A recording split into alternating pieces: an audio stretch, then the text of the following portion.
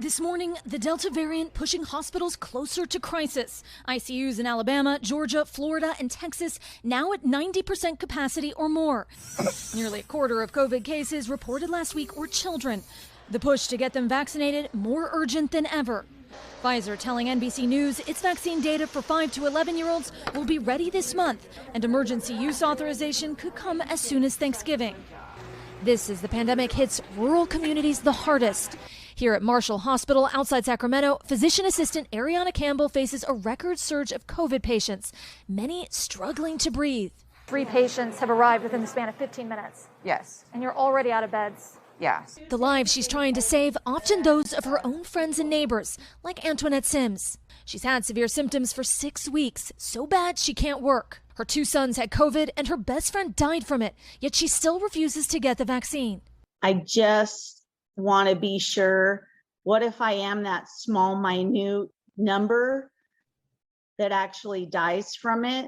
What do you tell someone like Antoinette? She's your friend. I've lost sleep over that. And so I am trying to help folks trust in medicine. After weeks of 14-hour shifts, Ariana says she's terrified of getting infected herself and giving it to her husband and kids. I don't know if I could forgive myself if I brought home COVID and they were suffering. Just 8 miles from the hospital burns the ferocious Caldor fire. These dual disasters leaving some hospital staff devastated, like orderly Julie King. She lost her home to the fires last week.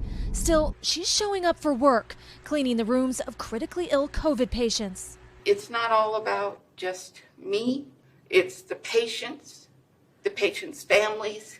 And sometimes you just have to set that aside and do what you do. The Caldor fire is now driving thousands into evacuation shelters where the number of COVID-19 outbreaks is growing. Ariana is actually part of a medical strike team that goes into those shelters and assesses people for symptoms. Just another example of how the nation's physician assistants are being stretched to the limit, many seeing them as the pandemic's unsung heroes. Tom. That they are. All right, Erin, thank you. Guys, so many areas of the country dealing with that extreme weather and the pandemic at the same time. Yeah.